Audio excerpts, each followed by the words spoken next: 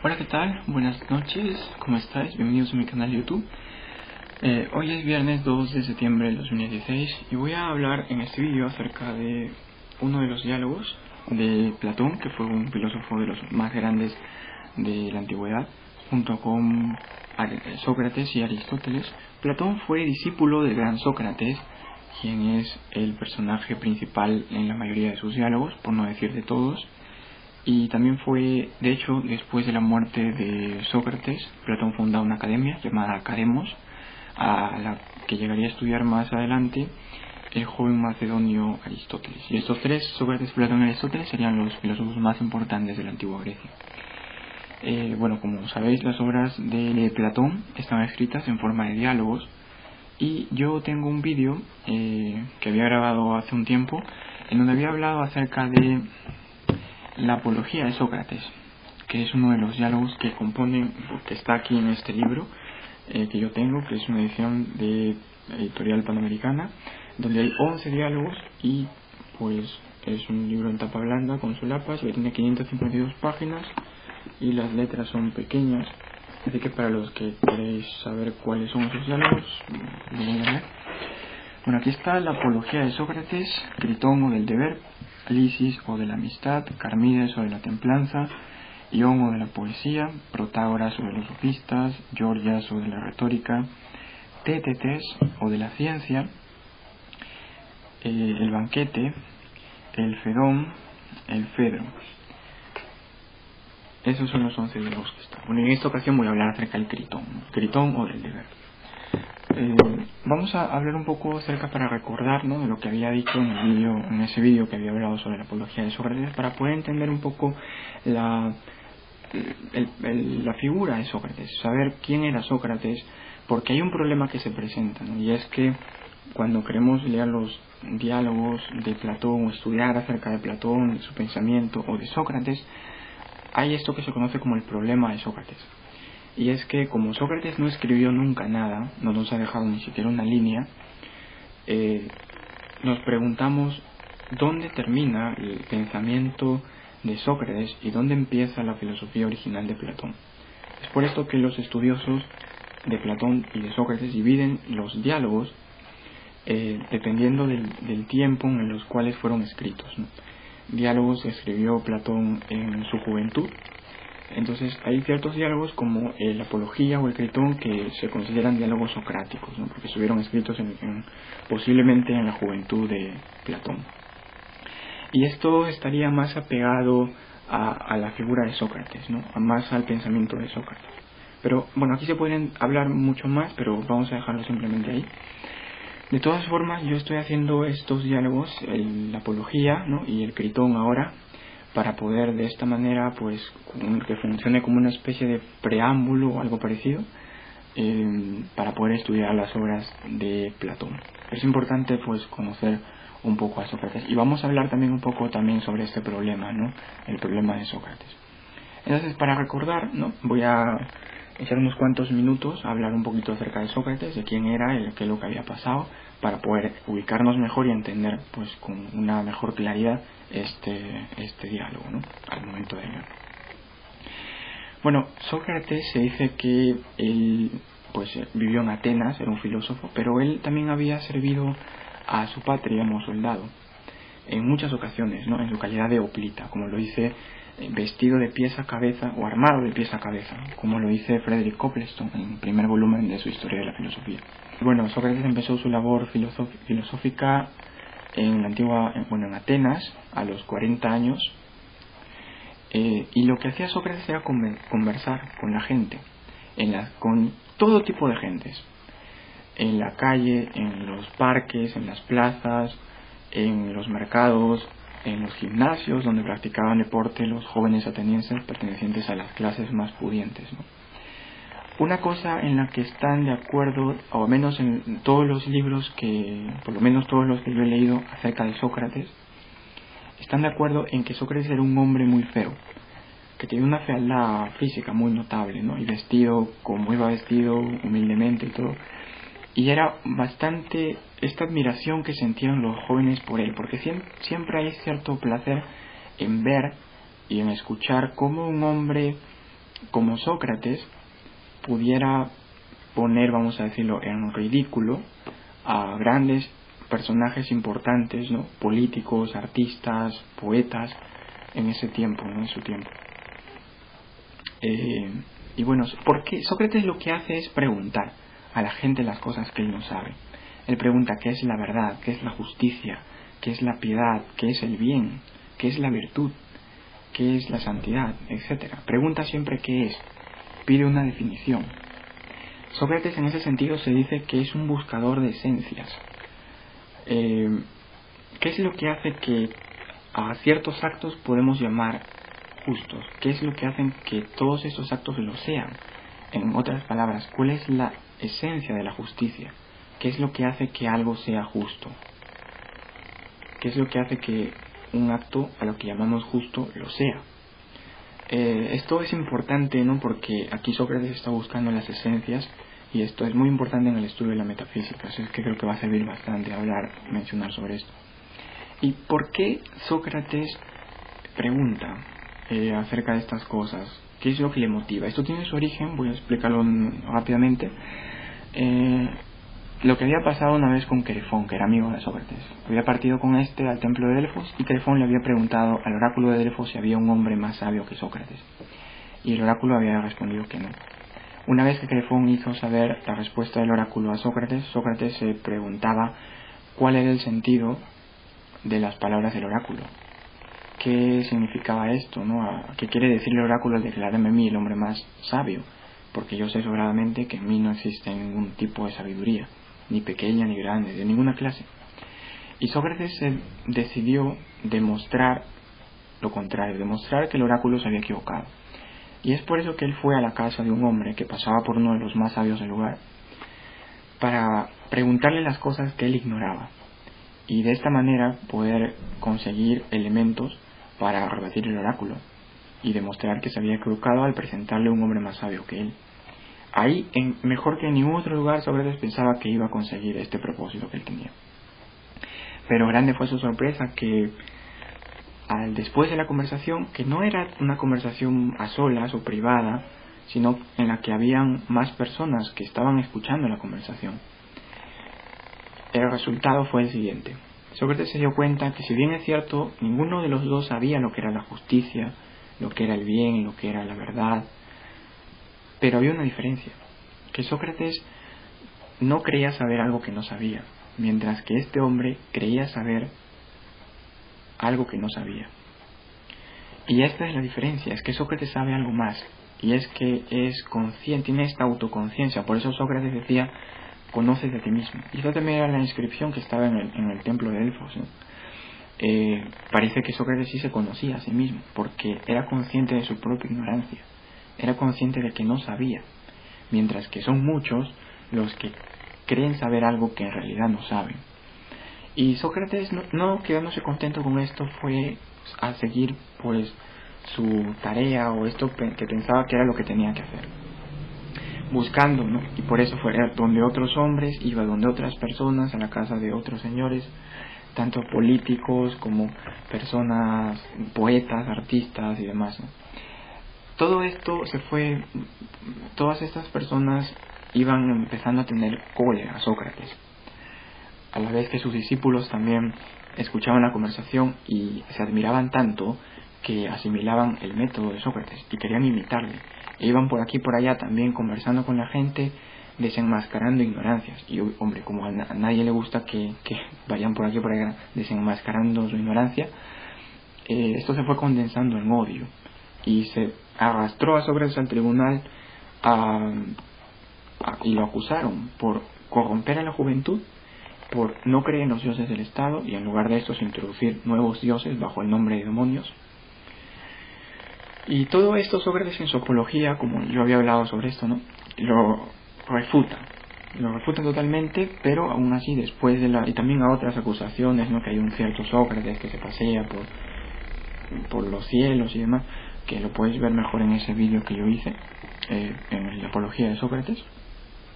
Sócrates responde todo esto, pero los jueces, a la hora de votar, pues por 6 votos en contra, Sócrates tiene que condenarse a un castigo, a una pena, por así decirlo. Y Sócrates dice, puesto que no creo merecer, y he actuado siempre justamente, y no creo merecer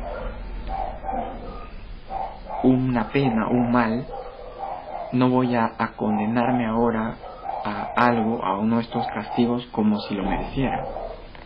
Y puesto que Sócrates no lo merece, él dice, pues ¿a qué me condeno yo? A un gran bien. Y a lo que se condena Sócrates, por decirlo de algún modo, es a ser alimentado en el Pritandeo. Esto colma la paciencia de los jueces, que nos lo condenan a muerte.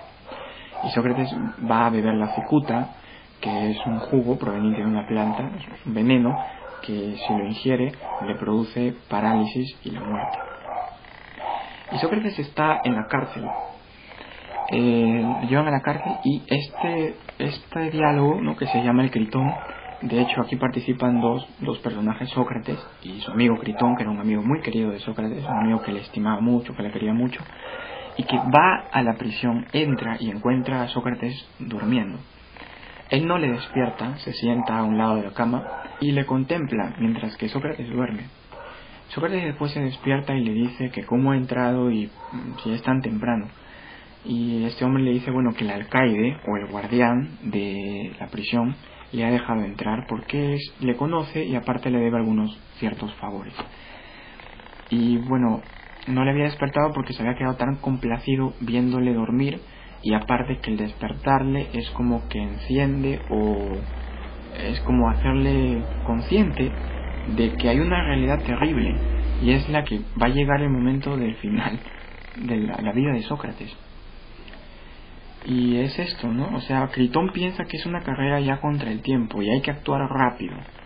Y él ha ido ahí casi a rogar a Sócrates para sacarle de ese lugar. Lo que se le ha ocurrido a Critón y a sus demás amigos de Sócrates es la vía del soborno. Van a sobornar a los de la prisión para sacar a Sócrates de ahí y salvar la vida. Lo que se menciona es que hay una nave de Delos que va a llegar, y eso es como una especie de indicador, porque cuando la nave de Delos llegue, al día siguiente va a morir Sócrates. Y se piensa que la nave de Delos va a llegar ese mismo día o esa noche.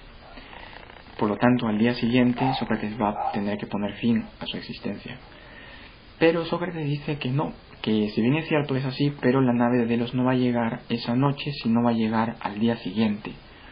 O sea, que Sócrates va a morir no mañana, sino pasado mañana. ¿Y cómo lo sabe? Y Sócrates no se basa en un argumento, en un razonamiento inductivo, sino más bien Sócrates se basa en un sueño. Sócrates dice que eso va a ser así y se basa en un sueño. ¿Y qué es lo que sueña Sócrates? Voy a leerlo de aquí mismo. Es muy importante entender que aquí siempre se da también importancia a los sueños, ¿no? Y también siempre se ve estas advocaciones a dioses, ¿no? Dice, por Zeus, por los dioses y todo esto.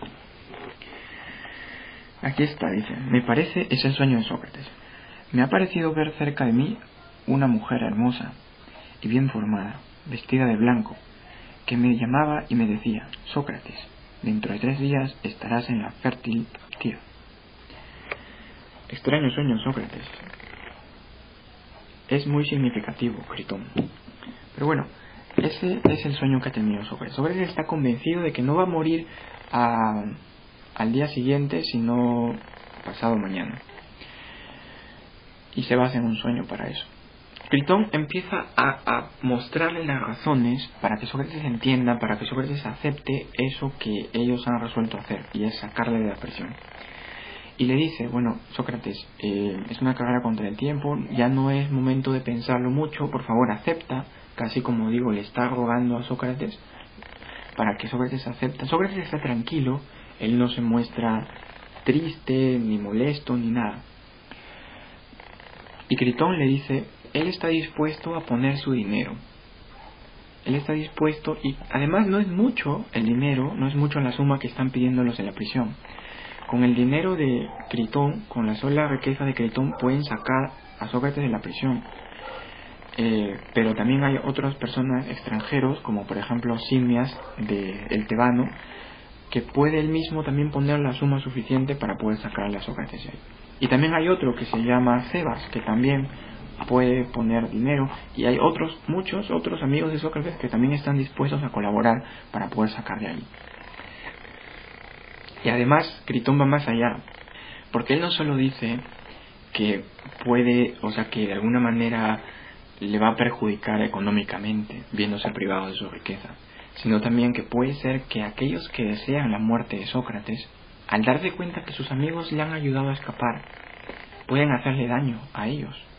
Pero a Critón dice que no le importa. Y si Sócrates teme eso, que no lo tema, porque ellos, es justo que siendo su amigo están dispuestos a correr con ese riesgo, y que es algo que Sócrates tiene que aceptar. Esto es increíble, ¿no? Porque se ve aquí, obviamente, ¿no? Cuando Sócrates decía también una cosa que decía, que me olvidé de decirlo, era que Sócrates decía que nadie hace el mal sabiendo que está mal, que nadie actúa de manera equivocada sabiendo que eso que se hace está mal, sino lo hace por ignorancia. El que hace el mal lo hace por ignorancia, lo hace porque no conoce el bien. Esto es lo que se le llama ética intelectualista, ¿no? Que la virtud se puede enseñar. Es suficiente o es preciso mostrarle a esa persona que lo que piensa que está bien y por tanto obra en consecuencia según eso que piensa, mostrarle que está equivocado y que él mismo se dé cuenta que está equivocado para que de esa manera abandone eso que piensa, por lo tanto esa manera de obrar, y busque el bien y haga el bien. Una persona que sabe lo que es la justicia actúa de manera justa. Una persona que sabe lo que es el bien o lo que es la bondad actúa de manera bondadosa. Y esto es lo que piensa Sócrates, ¿no? Y me parece que es, haciendo un pequeño análisis también, que es lo que sucede en el caso de Critón. Critón considera que hay algo que es justo y él por lo tanto obra en consecuencia de eso. Y Critón le está diciendo eso a Sócrates, ¿no? Que él puede poner su dinero y él puede correr otro riesgo que incluso va más allá para que Sócrates salve. Hombre, ¿a quién no le gustaría tener amigos así, ¿no? Que se ha pasado algo, pero tienes amigos que están dispuestos a ayudarte, a arriesgarse por ti, para poder sacarte de eso. Además, que había sido algo injusto lo que le habían hecho a Sócrates al condenarlo a muerte. Además hay otra cosa, y hay un mal terrible que Critón va a padecer, o que él dice que va a padecer. Y no solo es que se va a ver privado de un amigo como nunca jamás va a encontrar otro igual, como Sócrates. O sea, Critón considera a Sócrates como su mejor amigo, como algo supremo, por así decirlo. Y al morir Sócrates, él se va a ver privado de esa amistad. Y aparte hay otra cosa, que incluso parece más grave, ¿no? Parece. Y es que Critón dice que, si bien es cierto, hay gente que no conoce a Sócrates, no conoce su manera de ser y tampoco conoce la manera de ser de Critón, y que va a pensar que pudiendo Critón haber entregado su riqueza para salvar a su amigo, no lo hizo, porque esta gente no va a entender que fue Sócrates quien se negó. Y al sucederlo, si Sócrates no accede y muere, pues esta gente va a pensar que Critón valora más o estima más el dinero que la amistad. Y que, o sea, cosa más vergonzosa sería esto, ¿no? De que la gente piense que pudiendo salvar a alguien y pudiendo hacerlo, no lo hizo. Teniendo el dinero para poder sacarlo de la prisión, no lo sacaron, como si valiera más para esa persona el dinero que ese amigo. Y Sócrates le responde a Critón si es que acaso todas las opiniones se deben tomar en cuenta, o hay ciertas opiniones que sí y otras que no. No importa, no es muy importante que consideremos las opiniones de todas las personas. Hay algunas opiniones que no debemos considerar y otras que sí. Critón encima plantea otra cosa, porque hay otra razón, y esto parece de sentido común y parece razones muy fuertes, ¿no? Que tienen mucho peso, y vamos a ver de qué manera responde Sócrates. Critón dice que hay que incluso a él no le parece justo la manera de actuar de Sócrates, negándose a aceptar esa huida, ¿no? Escapar de la prisión con la ayuda de sus amigos. ¿Qué va a pasar con los hijos? ¿Qué va a pasar con sus hijos de Sócrates? Si los ha traído al mundo, pues tiene que educarlos. ¿Qué va a hacer de ellos si Sócrates muere? ¿O acaso lo va a dejar a su suerte, a lo que le venga, simplemente al azar? A ver, pues si de repente se juntan o tienen malas influencias y llegan a ser personas injustas, no va a estar Sócrates ahí para verlos. Si Sócrates va a morir, o sea, no solo está dejando a sus amigos, y no solo está, vamos a decirlo, haciendo quedar mal a ellos, sino también dejando a sus propios hijos. Y esto parece, pues, que no sé, y esto también de pasada yo quería hacerlo como una especie de respuesta para mucha gente que no entiende a menudo la forma de ser de Sócrates, ¿no? ¿Por qué Sócrates, pudiendo haberse salvado, no lo hizo? Y la respuesta es que Sócrates no solo, o mejor dicho, predicaba con la palabra y también con el ejemplo. Lo mismo que él decía, él lo vivía en su propia vida, él lo hacía. Y Sócrates le responde esto, ¿no? Como dije, que no hay que hacer caso a todas las opiniones y no solo las de algunos, solo las de algunos entendidos. Y Sócrates pone este ejemplo acerca de un hombre que, por ejemplo, un hombre que se ejercita en la gimnasia. Debe considerar, debe estimar o debe valorar las opiniones, los consejos, las alabanzas, las censuras de un solo hombre que es entendido, que sabe lo que le va a hacer bien, como puede ser un maestro, ¿no? Un entrenador o un médico. O más bien debe rechazar estos consejos y todas las opiniones de esta sola persona, y debe más bien, por tanto, estimar a la opinión en general, del público, de lo que digan los demás simplemente. Y es evidente, y Critón está de acuerdo con esto, que este hombre que se ejercita en la gimnasia, para poder ser mejor, debe estimar las opiniones de ese solo, de ese que sabe lo que le va a hacer mejor. Y por lo tanto va a tener que no tomar en cuenta las opiniones de los demás. Pero ¿qué pasaría si este hombre actuara al contrario? Si rechazara las opiniones y los consejos y todo lo demás de ese entrenador, de ese maestro, y aceptara y valorara y siguiera los consejos y todo lo demás de esas personas que no saben sobre lo que le va a hacer mejor.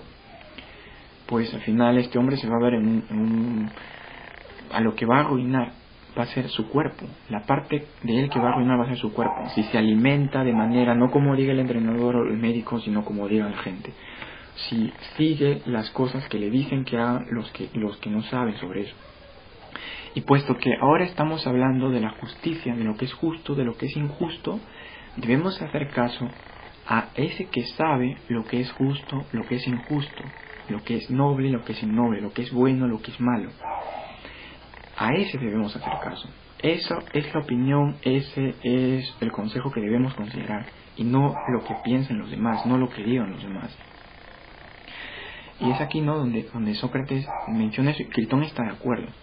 Entonces Sócrates lo que dice a Critón es que él siempre no se deja llevar por los impulsos, sino sigue lo que le dice la razón. Entonces van a examinar esto, habiéndose puesto de acuerdo en lo que esto que han convenido, y van a examinar si lo que dice Critón es justo, y si lo es, y si tiene razón, entonces vamos a hacerlo. Pero si no es algo justo, entonces vamos a abandonar ese proyecto. Entonces empiezan a examinar acerca de eso, ¿no? Hay una cosa aquí que he querido decir, y es que es una clase una vez que tuve hace unos meses sobre ética, donde un profesor nos puso pues a Sócrates, ¿no? Aquí Sócrates, hablando con sus discípulos, con sus amigos, ¿no?, con los jóvenes, les planteó una pregunta: ¿qué es peor? ¿Recibir una injusticia o hacer una injusticia? Y parece que si consideramos como importante o lo que recibimos, parece que es peor recibir una injusticia, porque el que recibe una injusticia pues recibe solo eso, no obtiene nada a cambio de eso, mientras que el que hace una injusticia siempre actúa de esa manera porque busca algo, por un fin, por venganza, por ejemplo, en esa forma obtiene la venganza que busca, o por algún bien que quiere conseguir, pero obtiene eso. actúa de manera injusta, pero porque hay algo que le mueve a actuar de manera injusta. Hay una razón y hay algo, un fin, ¿no? Que, es decir, al final actúa injustamente, pero para obtener algo a cambio. Visto desde ese punto de vista, parece que sí, efectivamente es peor es peor recibir la injusticia. Pero la respuesta de Sócrates era que no, es al revés. Es peor hacer algo injusto. Porque el que hace algo injusto se hace un hombre injusto. Esto es bien interesante, esto que decía acerca de Sócrates, esto de la ética intelectualista, ¿no? De que la moral se puede enseñar, ¿no? Uno puede, cambiando su forma de pensar acerca de algo, actuar de esa manera. Evidentemente vemos que no es así, ¿no? Vemos que hay gente que hace cosas malas, pero sabiendo que está mal. Y aquí parece que ya no se cumple mucho lo que diga Sócrates. Una respuesta que a mí se me había ocurrido y que posiblemente Sócrates la diría, y creo que tiene bastante de razón, es que en realidad una persona que hace algo mal y que se dice que sabe que eso está mal, pero aún así lo hace, realmente, bien en el fondo, no lo sabe. O sea, parece que sí, pero no. O sea, me pareció una respuesta que tenía, como dije, bastante de razón, pero ya después, viendo cómo critica Aristóteles esto, es algo que ya lo vamos a hablar más adelante también, acerca de la debilidad moral y todo esto, ¿no? Hay una parte del alma, ¿no? El alma tiene partes, ¿no? Y todo esto. Pero bueno, por ahora creo que es importante mencionarlo simplemente. Al final Sócrates le plantea esto, o sea, es cierto que no vamos a hacer ninguna injusticia, que no hay que actuar nunca de manera injusta, sin importar las circunstancias, porque puede haber alguna persona que diga, bueno, no hay que actuar de manera injusta, pero en algunas circunstancias sí que es legítimo actuar de manera injusta, como por ejemplo cuando te han hecho una injusticia a ti, entonces tú puedes también hacer una injusticia. Pero Sócrates y Critón no van a estar de acuerdo con esto. Para ellos, en ningún caso hay que actuar de manera injusta. No hay que devolver el mal por el mal, la injusticia por la injusticia. Porque haciendo esto, como dije, ¿no? También haciendo este análisis, nos hacemos personas injustas. No queremos eso. Entonces, Sócrates le decía a Critón, bueno, estamos de acuerdo con esto. ¿Qué pasa si es que en nuestra huida, en el camino, ¿no? En nuestra salida, se nos aparecen las leyes y nos dijeran, Sócrates, ¿qué vas a hacer? ¿Qué estás haciendo, Sócrates? Sócrates acá se puede ver que da un bastante valor, que era muy importante en ese tiempo, era muy importante el Estado. Tenía un valor inmenso el Estado, valores como el patriotismo, ¿no? Y eso. Sócrates, de hecho, como dije, había sido soldado. Sócrates amaba a su patria. Y aquí el amor a la patria, el amor a la nación estaba incluso por encima del amor a los padres o a los hijos, o creo incluso hasta a los amigos, ¿no? Es algo que se puede ver aquí. Y en Sócrates, en Platón también, incluso en el mismo Aristóteles también, hay una importancia tremenda hacia el Estado, ¿no? Hacia la polis. Esto es importante mencionarlo, ¿no? Y bueno, ya para terminar, porque no os quiero aburrir demasiado, voy a leer pues esto que dice las leyes ya casi al final, ¿no? Suponiendo que las leyes se le aparezcan a Sócrates y a Platón, perdón, a Sócrates y a Critón cuando están escapando de la prisión, ¿cómo responderían ellos? Y al final pues Critón se queda sin nada que responder. Esto es lo que le dice. Atenas era una ciudad muy bien gobernada, ¿no? En ese tiempo, o menos más que algunas otras, ¿no? También había otras que eran más o menos así. Y se puede ver aquí que Sócrates nunca había salido fuera de Atenas, excepto a expediciones militares. Y a una vez a los juegos, ¿no? Porque había unos juegos y Sócrates había ido a ver los juegos, pero nada más. Esa era una prueba, dicen las leyes, de que Sócrates estaba complacido de vivir en Atenas y de que amaba a su patria. Había tenido hijos ahí, se había casado, sus hijos estaban viviendo ahí, estaban creciendo ahí. Y es esto, ¿no? ¿Y qué es lo que pasa ahora con Sócrates? Que va a aceptar esto y va a escaparse y va a ir a otra ciudad, porque Critón le había dicho que él también tenía amigos en Tesalia, que podía ir ahí, que le iban a tratar muy bien. Pero, o sea, en ese tiempo Sócrates ya tiene 70 años, ¿no? Sócrates muere a los 70 años. un anciano, ¿no?, que se escapa. O sea, ¿qué es esto? Sócrates había hablado mucho de la virtud, había hablado mucho de la verdad, había hablado mucho de esto. Y vamos a ver lo que dicen las leyes ya casi al final. Qué bien resultará a ti y a tus amigos si persistís en la idea de traspasar mis órdenes. Tus amigos quedarán infaliblemente expuestos al peligro de ser desterrados de su patria o de perder sus bienes. Y respecto a ti, si te retiras a alguna ciudad vecina, a Tebas o Megara, como son ciudades bien gobernadas, serás mirado allí como un enemigo, porque todos los que tienen amor a su patria te mirarán con desconfianza. Todos los que tienen, como un corruptor de las leyes. Les confirmarás igualmente en la justicia del fallo que recayó contra ti, porque todo corruptor de las leyes pasará fácilmente y siempre por corruptor de la juventud y del pueblo ignorantes. Evitarás todo goce en estas ciudades cultas y en estas sociedades compuestas de hombres justos. Pero entonces, ¿qué placer puedes tener en vivir? ¿O tendrás valor para aproximarte a ellos y decirles, como haces aquí, que la justicia, la virtud, las leyes y las costumbres deben estar por encima de todo y ser objeto de culto y de la veneración de los hombres? ¿Y conoces que esto sería altamente vergonzoso? No puedes negarlo, Sócrates. Tendrías necesidad de salir inmediatamente de esas ciudades cultas e irías a Tesalia, a casa de los amigos de Critón, a Tesalia, donde reina más el libertinaje que el orden, y en donde te oirían, sin duda, con singular placer, referir el disfraz con el que habías salido de la prisión, vestido de harapos o cubierto con una piel, o en fin, disfrazado de cualquier manera como acostumbran a hacer todos los fugitivos. Pero no se encontrará uno que diga, he aquí un anciano, que no pudiendo ya alargar su existencia naturalmente, tan ciego está por el ansia de vivir que no ha dudado por conservar la vida echar por tierra las leyes más santas. Quizá no lo irás si no ofendes a nadie, pero al menor motivo de queja te dirían estas y otras 1000 cosas indignas de ti. Vivirás esclavo y víctima de todos los demás hombres, porque ¿qué remedio te queda? Estarás en Tesalia entregado a perpetuos festines, como si solo te hubiera traído allí un generoso hospedaje. Pero entonces, ¿a dónde han ido a parar tus magníficos discursos sobre la justicia y sobre la virtud? ¿Quieres de esta manera conservarte quizá para dar sustento y educación a tus hijos? ¿Qué? ¿Será en Tesalia donde los has de educar? ¿Creerás hacerles un bien convirtiéndolos en extranjeros y alejándolos de su patria? ¿O bien no quieres llevarlos contigo y crees que, ausente tú de Atenas, serán mejor educados viviendo tú? Sin duda tus amigos tendrán cuidado de ellos, pero este cuidado que tus amigos tomarán en tu ausencia, ¿no lo tomarán igualmente después de tu muerte? Persuádete de que los que se dicen tus amigos te prestarán los mismos servicios si es cierto que puedes contar con ellos. En fin, Sócrates, ríndete a mis razones.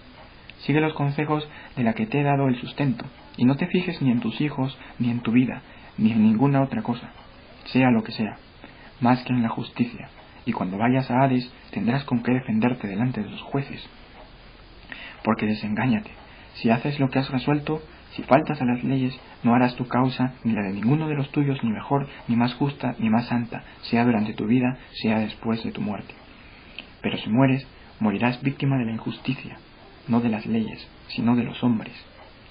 En lugar de que si sales aquí vergonzosamente, volviendo injusticia por injusticia, mal por mal, faltarás al pacto que te liga de mí, dañarás a una porción de gentes que no debían esperar esto de ti, te dañarás a ti mismo, a mí, a tus amigos, a tu patria.